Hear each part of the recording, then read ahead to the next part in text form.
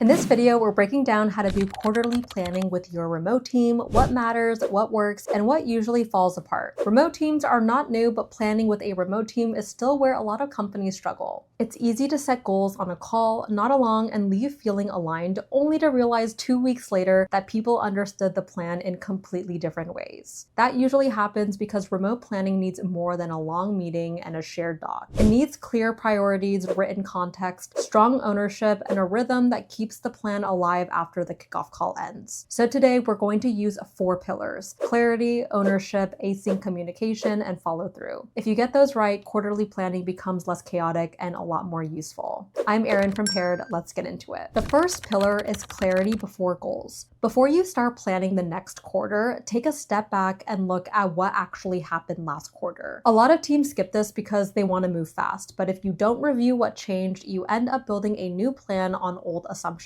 Maybe a project took longer than expected. Maybe a client need shifted. Maybe the team learned that one channel was not working. Maybe a goal still matters, but the original approach no longer makes sense. That context matters even more on remote teams because not everyone sees the same information in real time. One person may know exactly why a project slowed down, while someone else only sees that the deadline was missed. So before you set new goals, ask the team to write a short review of the last quarter. What got done? What did not? What did we learn? What is still stuck? What should we stop carrying forward? This does not need to become a huge report. In fact, it's better if it's simple. The goal is to get the truth on the table before people start making new commitments. Once you have that context, choose fewer goals than you think you need. Most quarterly plans fail because they try to do too much. The team leaves with 7 priorities, 20 projects, and no real sense of what matters most. A better question is, if we could only make 3 things true this quarter, what would they be? That forces focus. Clear goals are not just nicer to have in remote teams, they protect people from wasting time. When priorities are fuzzy, remote employees can spend days working on something that is technically useful, but not actually important. A strong quarterly plan makes the most important work obvious. Everyone should be able to look at the plan and understand what the company is trying to accomplish, why it matters, and what success looks like. The second pillar is ownership that does not disappear. A quarterly plan can look perfect on paper and still fail if no one clearly owns the work. This is one of the most common remote team problems. A project gets assigned to marketing, operations, or the team, and everyone assumes someone else is moving it forward. Then a few weeks pass and the project is somehow both important and untouched. That's why every major priority needs one clear owner. The owner does not have to do every task alone, but they are responsible for keeping the work moving. They notice the status, they notice blockers, they pull in the right people, and they raise the flag when something starts slipping. This is especially important in remote teams because there are fewer casual moments where someone can say, wait, who is actually handling this? If ownership is unclear in a remote setup, the confusion can sit quietly for too long. So when you build a quarterly plan, do not stop at the goal. For each priority, write down the owner, the first milestone, the key deadline, and the people involved. If someone owns the project but cannot make decisions, move deadlines, or ask for resources, they are not really owning it. They're just carrying stress with a nicer title. Good ownership includes responsibility and enough authority to move the work forward. A simple way to check this is to ask, if this project gets stuck, who notices first? If the answer is unclear, the ownership is unclear too. The third pillar is async first, live when it matters. Remote quarterly planning does not need to be one giant meeting where everyone sits on Zoom for half a day. That might feel collaborative, but it often turns into a slow call where some people talk too much, others barely speak, and half the team is tired because the meeting sits at a weird time in their time zone. A better approach is to split the planning process into 2 parts. Use async work for information sharing, reviews, updates, and early ideas. Use live meetings for decisions, trade-offs, debate, and alignment. That means the team should receive the planning materials before the meeting. Share the company goals, last quarter review, important data, open questions, and propose priorities in writing. Give people time to read, think, and comment. This makes the live meeting much stronger because people are not hearing everything for the first time. They have already had a chance to process the information. It also gives quieter team members a better way to contribute. Not everyone does their best thinking in a fast-moving meeting, especially when the team is remote and spread across cultures, time zones, and communication styles. During the live planning session, focus on the decisions that actually need conversation. Which priorities matter most? list. What trade-offs are we making? What are we not doing this quarter? What do teams disagree? What needs leadership approval? That is where live time is useful. The mistake is using live meetings for everything. Reading updates, reviewing documents, and collecting basic input can happen before the call. The meeting should be where the team makes the plan sharper, not where everyone slowly discovers what the plan is. And if you are building a remote team, this kind of communication style matters a lot. At Paired, we help companies find vetted overseas talent who can work in async environments, communicate clearly, and keep projects moving without needing constant handholding. The fourth pillar is